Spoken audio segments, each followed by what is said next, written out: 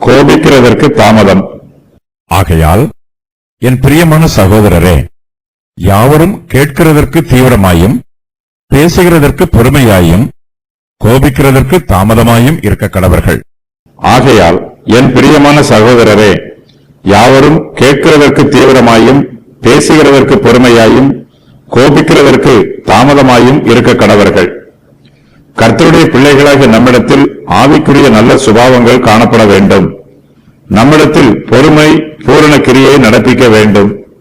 நாம் சத்திய வசனத்தினாலே ஜனிப்பிக்கப்பட்டிருப்போம் என்றால் பொறுமையினால் பூரண கிரியை நடப்பிக்க கற்றுக்கொண்டிருப்போம்.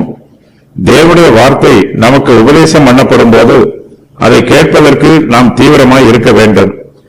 விசுவாசிகளாகிய நமக்கு சோதனைகளும் பாடுகளும் வரலாம். சோதனை வந்தவுடன் இந்த சோதனைக்கு கர்த்தர்தான் காரணம் என்று அவர் மீது வீண் பழி சுமத்தக்கூடாது. நம்முடைய வாயை திறந்து பேசுவதற்கு பொறுமையாய் இருக்க வேண்டும். உடனே யாரையாவது குற்றம் சொல்வதற்கு பதிலாக நம்முடைய செவிகளை திறந்து கர்த்தர் சொல்லுகிற வார்த்தைகளை கேட்க வேண்டும். இந்த சோதனைகளின் மூலமாய் கர்த்தர் நமக்கு கற்றுக் கொடுக்கிற சத்தியங்களை கற்றுக்கொள்ள வேண்டும். தேவன் நம்முடைய இருதயத்தோடு பேசுவதற்கு நாம் இடம் கொடுக்க வேண்டும். தேவன் பல சமயங்களில் நம்முடைய மனச்சாட்சியோடு பேசுகிறார். பல சமயங்களில் விசுவாசிகளுக்குள் கருத்து வேறுபாடு வந்துவிடும். விசுவாசிகள் ஒருமனம் இல்லாமல் தங்களுக்குள் விவாதம் பண்ணிக் கொண்டிருப்பார்கள், சண்டை போட்டுக் கொண்டிருப்பார்கள். இப்படிப்பட்ட சூழ்நிலைகளில் பிரிந்திருக்கிற ஏதோ ஒரு கூட்டத்தாரோடு சேர்ந்து நாமும் விவாதம் பண்ணக்கூடாது. விவாதத்தினால் பிரயோஜனமான எந்த முடிவும் ஏற்பட போவதில்லை. விவாதம் பண்ணுகிறவர்கள் என்ன சொல்லுகிறார்கள் என்பதை நம்முடைய காதுகளை திறந்து கேட்க வேண்டும். விசுவாசிகளாகிய நாம் கேட்கிறதற்கு தீவிரமாய் இருக்க வேண்டும். ஒவ்வொருவரும் தங்களுடைய நியாயத்தை எடுத்துச் சொல்லும் போது நாம் அவற்றை தீவிரமாய் கேட்க வேண்டும். அவர்கள் சொன்னதை பொறுமையாய் தியானிக்க வேண்டும். நாம் பதில் பேசுகிறதற்கு பொறுமையாய் இருக்க வேண்டும்.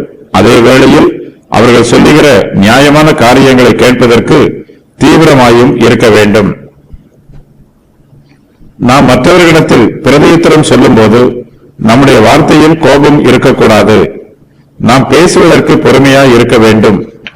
கோபமான வார்த்தைகளுக்கு பதிலாக அன்பான வார்த்தைகளை பேச வேண்டும். அவசரப்பட்டு பேசாமல் நிதானமாய் பேச வேண்டும். நம்முடைய நாவை நமக்கு அடக்க தெரிந்திருக்கும் என்றால் நம்முடைய கோபத்தையும் நாம் அடக்க கற்றுக்கொள்ளலாம். நாம் பேசுகிறதற்கு பொறுமையாய் இருப்போம் என்றால் கோபிக்கிறதற்கு தாமதமாய் இருப்போம். விசுவாசிகளுக்குள் கருத்து வேறுபாடு உண்டாகும் போது கோபம் எந்தவிதமான நல்ல முடிவையும் கொடுக்காது. கர்த்தருடைய பிள்ளைகளாகிய நாம் சமாதானம் பண்ணுகிறவர்களாய் இருக்க வேண்டும். சண்டை பண்ணுகிறவர்களாய் இருக்கக்கூடாது. யாக்கோபு விசுவாசிகளுக்கு கூறியிருக்கும் கட்டளைகள்: கேட்கிறதற்கு தீவிரமாய் இருக்க வேண்டும், பேசுகிறதற்கு பொறுமையாய் இருக்க வேண்டும், கோபிக்கிறதற்கு தாமதமாய் இருக்க வேண்டும், எல்லாவித அழுக்கையும் ஒழித்துவிட வேண்டும், எல்லாவிதமான கொடிய துர்க்குணத்தையும் ஒழித்துவிட வேண்டும், வசனத்தை சாந்தமாய் ஏற்றுக்கொள்ள வேண்டும், திருவசனத்தை கேட்கிறவர்களாய் மாத்திரமல்ல அதன்படி செய்கிறவர்களாயும் இருக்க வேண்டும். பல்வேறு விதமான மனநிலைகள்: எளிதில் கோபப்பட்டு எளிதில் சாந்தமடைகிறவர்கள், எளிதில் கோபப்படுகிறவர்கள், இவர்களை சாந்தப்படுத்துவது கடினம். எளிதில் கோபப்படாதவர்கள், இவர்களை சாந்தப்படுத்துவது எளிது. எளிதில் கோபப்படாதவர்களும் எளிதில் சாந்தமடையாதவர்களும்.